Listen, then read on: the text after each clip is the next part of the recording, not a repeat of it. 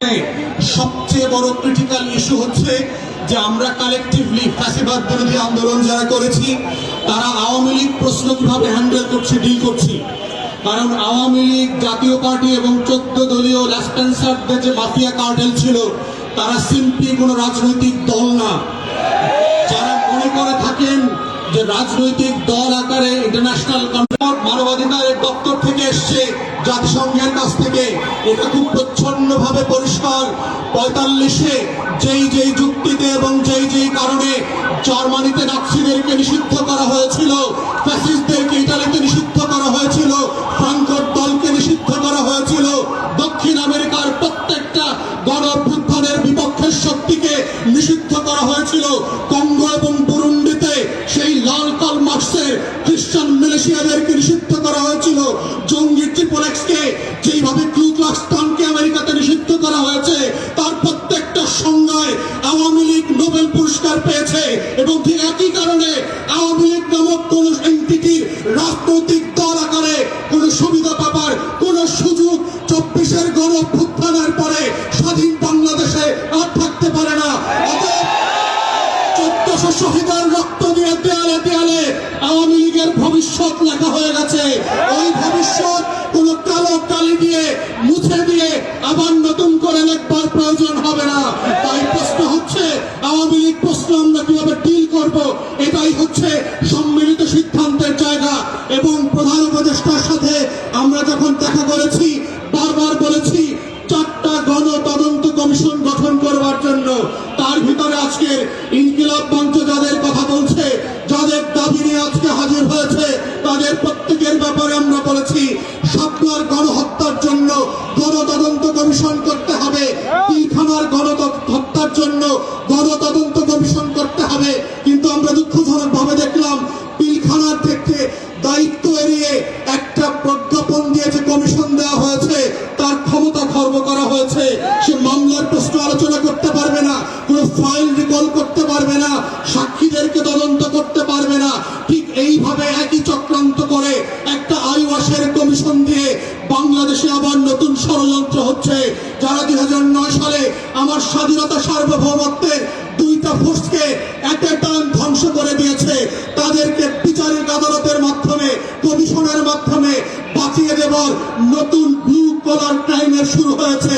এই কমিশনকে দায়িত্ব খর্ব করে যেটা করা হয়েছে সেটাকে আমরা প্রত্যাখ্যান করছি এবং আমরা বলছি নতুন করে প্রজ্ঞাপন দিয়ে তার টার্মস অফ রেফারেন্সকে রিভাইজ করতে হবে এবং গণ তদন্ত কমিশনের ফর্মে নিয়ে আসতে হবে। আমরা তৃতীয় বলেছিলাম বাংলাদেশে গুম, খুন, আয়নাঘর থেকে শুরু করে গত 16 বছরে যেই রাষ্ট্রীয় মদদে খুন খারাপির রাজত্ব কায়েম করা হয়েছিল সেটার জন্য গণতদন্ত কমিশন করতে হবে। ঠিক একইভাবে দেখলাম একটা গুম কমিশন করা হয়েছে যার ক্ষমতা নয়, যাকে অযোগ্য লোক দেওয়া হয়েছে, পাবলিকলি সাফিসিয়েন্টলি ম্যান পাওয়ার দেওয়া হয় নাই। গণতদন্তের যে ফর্ম আমরা বলেছি, যে কাঠামো প্রস্তাব করেছিলাম সেই কাঠামো পর্যন্ত দেওয়া হয় নাই। ঠিক একইভাবে প্রধান উপদেষ্টাকে আমরা বলেছিলাম জুলাই আগস্টের গণ অভ্যুত্থানকে ঘিরে একটা গণতদন্ত কমিশন করেন এবং আমরা এটার ফরম্যাট পর্যন্ত একাধিক উপদেষ্টাকে দিয়েছি। আমেরিকার কংগ্রেশনাল হিয়ারিং এর মডেলে, সিনেট হিয়ারিং এর মডেলে, ব্রিটিশ এবং ইউরোপিয়ান পার্লামেন্টগুলোতে যেভাবে উন্মুক্ত শুনানি হয় সেই শুনানির মডেলে করে সেইখানে গণতদন্ত কমিশন হতে হবে। আজকের ইনকিলাব মঞ্চে এসে যেইভাবে শহীদরা তাদের বক্তব্যের কথা বলছে, সেই উন্মুক্ত শুনানিতে যেটা পৃথিবী লাইভ সম্প্রচার করবে, সেখানে শহীদ পরিবার এসে তার গল্পের কথা বলবে, তার কষ্টের কথা বলবে, তার আকাঙ্ক্ষার কথা বলবে। আগামী দিনে আওয়ামী লীগের রাজনীতি থাকবে কি থাকবে না সেই কথা 1400 শহীদ পরিবারকে সিদ্ধান্ত নিতে হবে। কোন সুশীল উপদেষ্টার কথায়, কোন শাশুড়ির কথায়, দিল্লির কথায় সেই সিদ্ধান্ত হবে না। আমাদের বক্তব্য খুব পরিষ্কার, গণ অভ্যুত্থানের পক্ষের শক্তিরা গণ তদন্ত কমিশনে গিয়ে উন্মুক্ত শুনানিতে অংশ নিয়ে বাংলাদেশের কোটি কোটি নাগরিক সেখানে নিবন্ধন করে তাদের মতামত দিতে পারবে। সেই মতামতের উপরে ভিত্তি করে আওয়ামী লীগ প্রশ্ন, গণহত্যার প্রশ্ন, জাতীয় পার্টি এবং 14 দলীয় দিল্লির গোলামদের ভবিষ্যৎ কি হবে সেইটা সিদ্ধান্ত নিতে হবে এবং সেই সিদ্ধান্তের উপরে ভিত্তি করে আওয়ামী লীগের ভবিষ্যৎ চিন্তিত হবে। এই প্রস্তাব এবার 7 মাস 8 মাস পেরিয়ে গেলে পরে আমরা দেখতে পাচ্ছি জুলাই গণহত্যা নিয়ে কোনো উচ্চবাচ্য করবার আয়োজন দেখতে পাচ্ছি না। জুলাইয়ের গণকবর যেইটা আমরা আগস্ট সেপ্টেম্বরে ভিজিট করেছি, সেইখানে উপদেষ্টাদের যাবার কোনো মদত দেখতে পাচ্ছি না। অথচ এখানে অনেক উপদেষ্টা দেখেছি 71-এর চেতনা বিক্রি করতে করতে 14ই ডিসেম্বরের শহীদদের কবর জিয়ারত করতে করতে মুখে ফেরা তুলে ফেলেছেন, কিন্তু রায়ের বাজার বধ্যভূমিতে কবর জিয়ারত করার সময় তাদের নাই। প্রধান উপদেষ্টাকে বলছি এই শহীদরা না থাকলে প্রফেসর মোহাম্মদ ইউনূস আপনি আজকে জেলে থাকতেন। 6 তলার বিল্ডিং, লিফট ছাড়া, বিদ্যুৎ ছাড়া বিল্ডিং এর 6 তলায় হাসিনা আপনাকে উঠবস করাইতো। সেই দিনের কথা ভুলে যাবেন না। আপনার মামলাগুলো আজকে আদালত দিয়ে নাই করে দিয়েছেন। এই নাই করার রাজনীতি হইতো না, আপনার মামলা চলতো।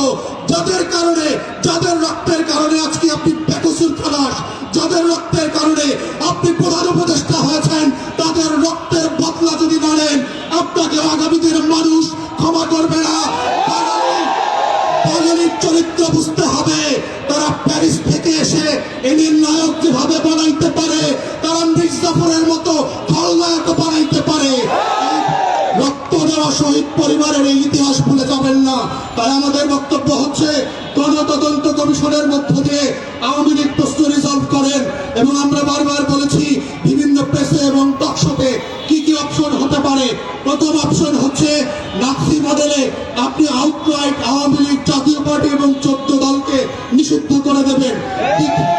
দ্বিতীয় অপশন হচ্ছে যদি ট্রুথ অ্যান্ড রিকনসিলিয়েশন ফর্মে যান সাউথ আফ্রিকার মডেলে, তাহলে কাদের বিচার করবেন, কোন কোন অপরাধের বিচার করবেন, আর কাদেরকে তওবা কমিশন করে হেফাজতের আলেমদের সামনে ক্ষমা চাওয়া মাফ করাইতে হবে, সেটা আলাদা করতে হবে। এদেরকে আওয়ামী লীগ যেহেতু আমাদেরকে 3টা নির্বাচন থেকে বঞ্চিত করেছে, তার রাজনীতি নিষিদ্ধ না হলেও আগামী 3টা নির্বাচনকে আওয়ামী লীগ এবং জাতীয় পার্টিকে ন্যায্যতার ভিত্তিতে বঞ্চিত করতে হবে। কারণ সে জাতিকে নির্বাচন করতে দেয় নাই, ভোট দিতে দেয় নাই।